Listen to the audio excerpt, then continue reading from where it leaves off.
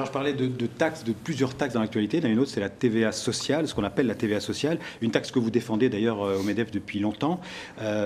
Pour résumer, on diminue les charges sociales des entreprises et en parallèle, on augmente la TVA pour financer la protection sociale. Ce qui veut dire que ce sont les consommateurs qui vont payer à la place des employeurs.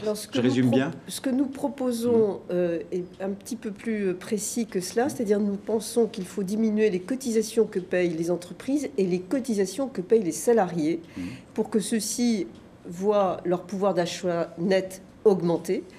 Et ces baisses de recettes pour la sécurité sociale seraient compensées par des augmentations de TVA et de CSG. C'est-à-dire qu'en gros, nous disons... Contribution sociale généralisée. C'est ça. Nous disons, aujourd'hui, l'essentiel de la protection sociale en France est financé avec comme seule assiette ou comme principale assiette le travail. Ce sont les actifs, les salariés et les entreprises qui payent l'essentiel. Et surtout les entreprises.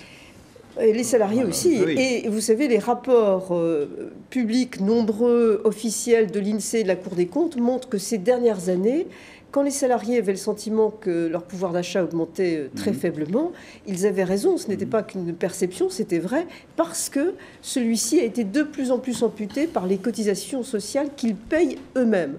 Donc nous disons, juste pour que tout le monde ait le principe en tête, nous disons...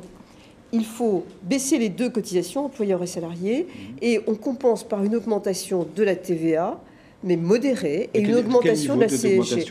Nous avons un scénario dans lequel nous disons que nous pouvons augmenter la TVA de 2 points, 2,5 points, et précisons-le d'emblée, nous préconisons de ne pas augmenter les taux sur les produits de première nécessité, notamment toute une série de produits alimentaires pour justement que ce n'y ait pas un effet ne pas pénaliser les défavorable pour les plus défavorisés, les plus démunis. Donc là, on a un mouvement qui pourrait être tout à fait bénéfique en termes de compétitivité. Qu'est-ce qu'on cherche à faire dans ce principe? C'est redonner des marges de manœuvre aux entreprises qui ont perdu beaucoup en profitabilité, en rentabilité ces dernières années, et ce qui explique en partie les difficultés de notre commerce extérieur.